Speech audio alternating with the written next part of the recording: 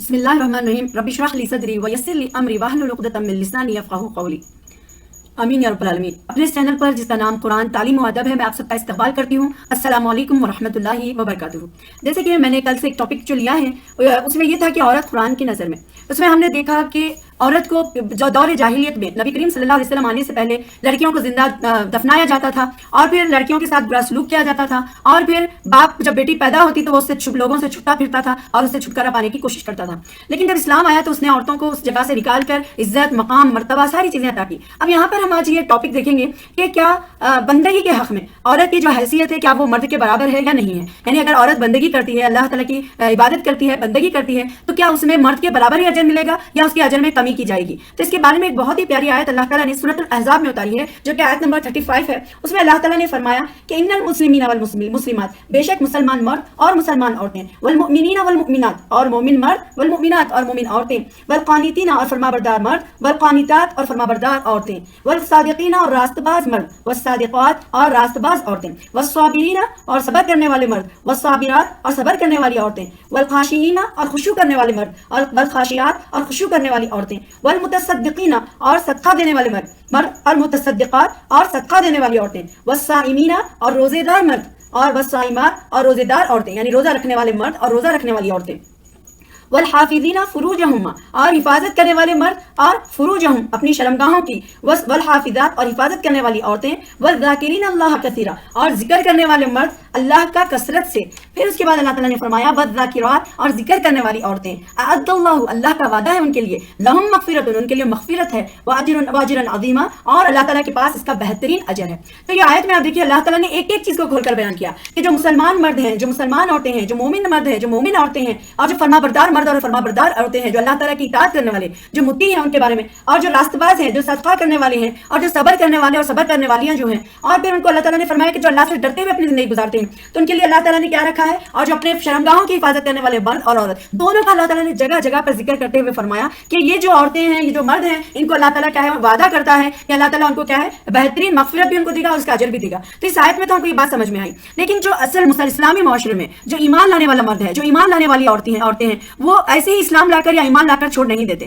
کئی مسلمان عورتیں اس کا شکار ہیں، وہ سمجھتے ہیں کہ اسلام میں یہ کام نہیں ہے، ہمیں زبردستی کروایا جا رہا ہے۔ جو ایمان لاتا ہے وہ کبھی بھی اللہ تعالیٰ کے حکم کے خلاف کام کرنے کی کوشش نہیں کرتا، وہ سمجھتا ہے کہ اللہ اور اس کے رسول قرآن اور حدیث میں جو بات ہمیں بتائی اور سکھائی گئی ہے وہی سیدھا اور صحیح راستہ ہے، اور اسی کی پیروی کرنے سے ہمیں کامیابی، سکسیس اور اپنی لائف میں کامیابی حاصل ہو سکتی ہے۔ جس چیز کو اللہ اور رسول نے غلط بتا دیا تو وہ اسی پر بھروسہ کرتا ہے کہ اللہ تعالیٰ نے اور رسول صلی اللہ علیہ وسلم نے اس میں اگر غلط کہا ہے تو اسی میں بھلائی ہے۔ ہم دیکھ سکتے ہیں کہ کئی ایسے معاملات ہیں جیسے کہ وہ زناکاری سے بچتا ہے، برائیوں سے بچتا ہے، گندگی سے بچتا ہے،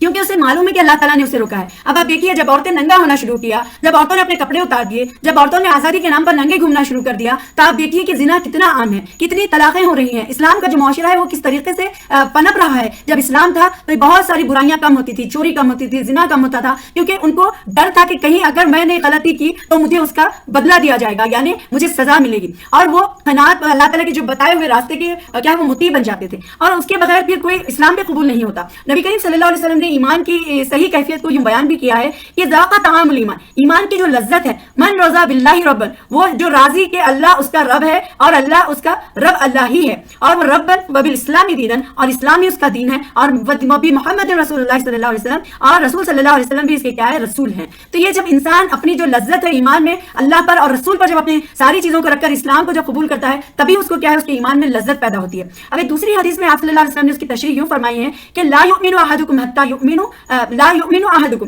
تم میں سے کوئی ایمان والا نہیں ہے حتی یکون ہواہ، جب تک کہ اس کی خواہش نفس تبعا لما جئت به، اس چیز کے تابع نہ ہو جائے جسے میں لایا ہوں۔ یعنی نبی صلی اللہ علیہ وسلم نے فرمایا کہ تم میں سے کسی کا ایمان، یعنی وہ ایمان والا ہی نہیں ہے جب تک وہ اپنی خواہش نفس کو اس چیز کے مطابق لائے، جیسے اللہ تعالیٰ نے جہاں پر روکا ہے وہاں رک جائے، جہاں پر اللہ تعالیٰ نے کرنے کا حکم دیا ہے وہاں پر وہ کام کریں اور وہ اس کے حکم کی تابع۔ یعنی حضرت صاحب نے فرمایا کہ جس چیز کو نبی کریم صلی اللہ علیہ وسلم نے لایا ہے وہ جب تک اس کے تابع نہیں ہو جاتے تب تک کیا ہے پھر وہ ایمان والا نہیں ہو سکتا۔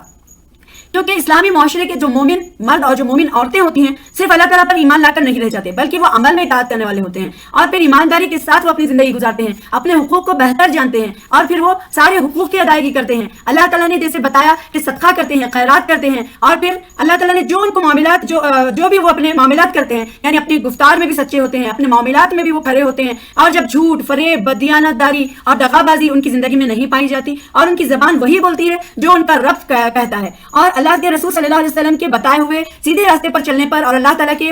दीन को कायम करने में जो मुश्किलात भी उनके सामने पेश आती हैं, जो खतरात भी दरपेश होते हैं, जो तकलीफें भी उठानी पड़ती हैं और जो नुकसान से दो चार होना पड़ता है, इनकी पूरी साबित खत्मी के साथ मुकाबला करते हैं। ऐसा नहीं कि वो अगर दीन के मामले में कोई मुसीबत आ जाए तो वो दीन को छोड़कर नहीं हट जाते, बल्कि वो और अच्छे से अल्लाह ताला की खुशी और अल्लाह ताला की रजा के लिए वो आगे बढ़ते हैं। उनके लिए कोई खौफ, कोई लालच, कोई ख्वाहिश नफ्स की कोई तकाजा उनको सीधी राह से हटाने में कामयाब नहीं होता। वो तकब्बुर से और फिर गुरूर से, अपने गुरूर नफ्स से खाली होते हैं और उस हकीकत को पूरे एहसास और शऊर के साथ रखते हैं कि हम बंदे हैं और बंदगी में क्या है, वो बालातर ही हमारी कोई बालातर की कोई हैसियत नहीं होती। यानी जैसे हमने कहा, अल्लाह ताला ने फरमाया समिअना व अताना, हमने सुना और हमने उसकी इताअत की, इसमें कूं कां छू चढ़ा की कोई गुंजाइश ही नहीं रहती। तो यहाँ पर अल्लाह की राह में वो खुले दिल से अपने माल में से सर्व भी करते हैं। अब ये नहीं कि ज़कात यानी ये तो फर्ज है हमारे ऊपर, ये वो जो इस्तिताअत रखने वाले हैं उनको ज़कात देना फर्ज है, अगर वो ना देंगे तो पकड़ में आएंगे। लेकिन यहाँ पर अल्लाह ताला ने सदका और खैरात करने वाले मर्द और औरतों का जिक्र अल्लाह ताला ने यहाँ पर किया है कि वो अल्लाह की राह में खर्च करते हैं जो कुछ अल्लाह ताला ने उनको दिया है। जैसे कि हम देखते हैं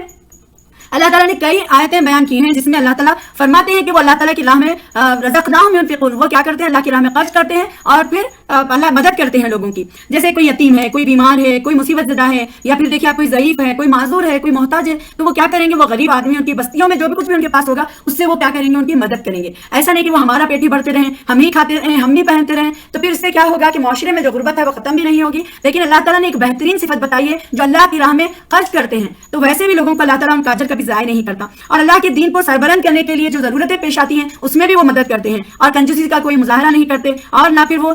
साथ में ये जिना से परहेज करते हैं। या जिना के अल्लाह ताला ने फरमाया कि तुम जिना या फाहिशी के करीब भी ना जाओ, क्योंकि अगर तुम उसके करीब जाओगे तो इससे क्या होगा कि तुम जरूरी मतलब ये है कि तुम उस दलदल में गिर जाओगे। जैसे कि हम देख सकते हैं कि आग लगी हुई है, अगर हम उसके करीब जाएंगे और हम उसको झांकने की कोशिश करेंगे तो जाहिर सी बात है हमारा बैलेंस आउट होकर हम उसमें गिरने के पूरे चांसेस है। तो अल्लाह ताला ने फाहिशी के, बुराई के, गंदगी के करीब जाने से मना कर दिया, क्योंकि अगर तुम उसके करीब जाओगे तो तुम्हें उसमें झुलसने का डर है। तो यहाँ पर मोमिन और मोमिनात की जो सिफत है ये है कि वो अल्लाह ताला को भी कसरत से याद भी करते रहेंगे, यानी उनकी जिंदगी का हर लम्हा, उनका दिल, उनका खौफ ये होगा कि अगर मैंने आज ये बुराई देखी। देखिए आज के दौर में पहले तो लोग बुराइयों के लिए, बुरे कामों के लिए दूसरी जगह जाकर किया करते थे, लेकिन आज हमारे पास मोबाइल्स है, लैपटॉप्स है, टैब्स है, यहाँ पर हम देख सकते हैं कि किस तरीके से बुराइयां हम तक खुद चल कर आई हैं। हमारी हमारी जो आजमाइश है वो और बढ़ चुकी है। जैसे हमें कोई भी एज का, किसी भी लेवल का कोई मर्द हो, कोई औरतें हो, ये है कि वहां पर बुराइयों का दलदल है, फहाशी बसी हुई है कि जब उनके सामने बुराइयां आए तो वो अपने आप को वहां से मतलब बदल दें या फिर वहां से हट जाएं और कोई और चैनल पर कोई और अच्छी चीजों की तरफ मुतवज्जे हों। इस तरीके से अगर वो अपने आप को रोकते रहेंगे तभी जाकर क्या फिर बुराइयों से बचेंगे। आज आप देख सकते हैं कितनी तलाकें हो रही हैं, आखिर इसके पीछे क्या रीजन हो सकता है? क्या हमें समझ में आता है कि ये तलाक का रीजन ये मोबाइल से? क्योंकि जब औरतों को दिखाई देता है, मर्दों को दिखाई देता है कि इतनी सारी, अरे ये तो बहुत अच्छे से जिंदगी गुजार रहे हैं, उन्हें लगता है कि ये बहुत ज्यादा मुझे चाहने वाला है, इसके तो बहुत सारे मतलब तारीफें करने वाला है, करने वाली है, जो भी है। तो ये जो मोमिन और मोमिनात का जो किरदार है वो इन बुराइयों के दलदल में घिरना नहीं, बल्कि उससे अपने आप को बचाए रखना है। और वो दिल में हमेशा ये ख्याल बसा रखता है कि कहीं अल्लाह ताला ने मुझे पकड़ लिया तो मैं आखिरत में अल्लाह ताला के सामने शर्मिंदा होऊंगा। तो वो क्या है, अपनी जिंदगी में आने वाली हर बुराई से, हर गंदगी से, हर फितने से, हर झूठ से अपने आप को बचाता रहेगा और बचाते रहेगी। तो इससे तरह इंसान क्या है, अपने शऊर के साथ जिंदगी गुजारेगा। जिसके पास ईमान होगा वो शऊर से जिंदगी गुजारेगा, जिसके पास ईमान नहीं है वो लाशऊरी में ऐसे ही अपनी जिंदगी को बर्बाद कर देगा। अब उसको जब काम करेगा तो अल्लाह ताला का जिक्र करेगा, बिस्मिल्लाह कहेगा, कोई काम खत्म हो गया तो अल्हम्दुलिल्लाह कहेगा, फिर माशाअल्लाह, इंशाअल्लाह, सुभान अल्लाह, अल्लाह ताला का जिक्र करते रहेगा। तो उसकी जबान पे उसको वो एहसास भी आएंगे कि वाकई में मेरा रब है जो मुझे हमेशा देख रहा है और उसी की मदद से मेरी जिंदगी में कामयाबियां मिलने वाली हैं और अल्लाह ताला के हुक्म से मैं सारे काम करने वाली हूँ। वरना ये होगा कि वो तो अपने जब लाशऊरी में जिंदगी की गुजारेगा तो जरूर वो क्या है, आफतों में, मुसीबतों में और परेशानियों में गिर जाएगा और फिर वो अपने आप को फिर अफसोस की तगार पर ले जाएगा। तो इसीलिए अल्लाह ताला ने यहाँ पर जहां औरत के अच्छाई का जिक्र किया वहीं पर मर्द के बारे में भी, औरत के मर्द के दोनों के बारे में बता दिया कि वो कितने अच्छे काम करने वाली हैं, सादिकात हैं, कानितात हैं और फिर मुतसद्दिकीन और मुतसद्दिकात है, सदका करने वाले हैं। तो ये सारी चीजें अल्लाह ताला ने बयान किया। और फिर औरतों के बारे में नबी करीम सल्लल्लाहु अलैहि वसल्लम से जब पूछा गया کہ معاذ بن انس جہنی روایت کرتے ہیں کہ رسول صلی اللہ علیہ وسلم سے ایک شخص نے پوچھا یا رسول اللہ صلی اللہ علیہ وسلم جہاد کرنے والوں میں سب سے بڑھ کر اجر پانے والا کون ہے؟ تو نبی کریم صلی اللہ علیہ وسلم نے فرمایا کہ جو ان میں سے اللہ تعالیٰ کا سب سے زیادہ ذکر کرنے والے ہیں. پھر اس نے عرض کیا روزہ رکھنے والوں میں سب سے زیادہ اجر پانے والے کون ہیں؟ تو آپ صلی اللہ علیہ وسلم نے فرمایا جو ان میں سب سے زیادہ اللہ کو یاد کرنے والے ہیں. پھر اس شخص نے اسی طرح نماز، زکات، حج اور صدقہ کرنے والوں کے متعلق پوچھا تو آپ صلی اللہ علیہ وسلم نے ہر ایک کو یہی جواب دیا کہ جو اللہ کو سب سے زیادہ یاد کرنے والے ہیں. تو یہ آیت میں بتایا گیا کہ اللہ تعالیٰ کے ہاں اصل جو قدر و قیمت ہے کن اوصاف کی ہے، یعنی کن صفت کی اللہ تعالیٰ کے پاس قدر اور اس کی قیمت ہے. اسلام کی بنیادیں جو ہے یہ قدریں ہیں جنہیں ایک فقرے کے اندر اللہ تعالیٰ نے سمیٹ کر ایک آیت میں بیان کر دیا کہ کس طرح اللہ تعالیٰ نے دونوں صنف جو بھی مرد اور عورتیں ہیں ان کو اپنے اپنے شعبے کے حساب سے دونوں کو برابر رکھا ہے اور اس کا اجر بھی ان کے لیے برابر رکھا ہے. اور نبی حضرت اسماء بنت ابی بکر رضی اللہ تعالیٰ عنہ کی خدمت میں اسماء بنت ابی بکر نبی کریم صلی اللہ علیہ وسلم کی خدمت میں حاضر ہوتی ہیں اور عرض کرتی ہیں یا رسول اللہ صلی اللہ علیہ وسلم مرد میدان جہاد میں نکلتے ہیں انہیں جمعہ کی نماز پڑھنے کا حکم دیا گیا جبکہ عورتیں یہ دونوں چیزیں عورتوں پر فرض نہیں ہیں. تو اس طرح یہ ثواب میں عورتوں سے بڑھ جاتے ہیں، یعنی جو مرد ہیں کہ ثواب میں عورتوں سے بڑھ جاتے ہیں. رسول صلی اللہ علیہ وسلم نے صحابہ کرام سے فرمایا دیکھو اس سے بہتر سوال آج تک کسی نے نہ کیا ہوگا. پھر آپ صلی اللہ علیہ وسلم نے فرمایا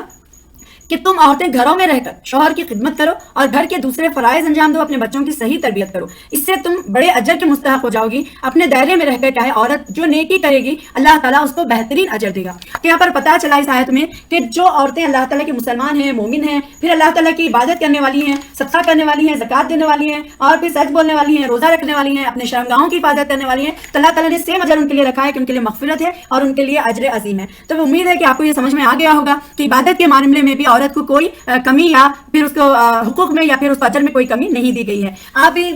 اس چینل کو سنیے بھی اور ساتھ میں دوسروں کو بھی شیئر کریے تاکہ دوسرے لوگ بھی اس سے فائدہ اٹھا سکیں اور پھر اللہ تعالیٰ آپ کو بھی اس کا بہترین اجر دے. انشاءاللہ پھر میں اور ایک اس کے تیسرے پارٹ کے ساتھ حاضر ہوں گی اور پھر اس میں ہم دیکھیں گے کہ کیا عورتوں کو اجر ملنے میں مردوں اور عورتوں کی کیا برابر اس کی یکسانیت ہے یا نہیں ہے. اس کے بارے میں ہم انشاءاللہ اس کے ٹاپکس کے حساب سے چلیں گے. تو آپ دوسروں سے شیئر کریے تاکہ دوسروں کو بھی اس کا فائدہ ہو. اللہ تعالیٰ سے دعا کرتی ہوں کہ اللہ تعالیٰ ہمیں قانتات، صبر کرنے والی، صابرات اور پھر صدقہ کرنے والی بنائیں اور اپنے شرمگاہوں کی حفاظت کرنے والے، اللہ کا ذکر کرنے والے بنائیں اور اللہ تعالیٰ ہمیں وہ بہترین اجر دے جس کا وعدہ اللہ تعالیٰ نے ہم سے کیا ہے اجر عظیم کا. اور اللہ تعالیٰ ہم سب کو اپنے فرما بردار بنا لے. اللہ تعالیٰ ہمارے ماں باپ کی، ہمارے بھائی بہنوں کی اور تمام مرحومین کی مغفرت فرمائیں اور اللہ تعالیٰ ہم سب کو جنت الفردوس میں اعلیٰ مقام عطا فرمائے. آمین. واخر دعوانا الحمدللہ رب العالمین. السلام علیکم ورحمۃ اللہ وبرکاتہ.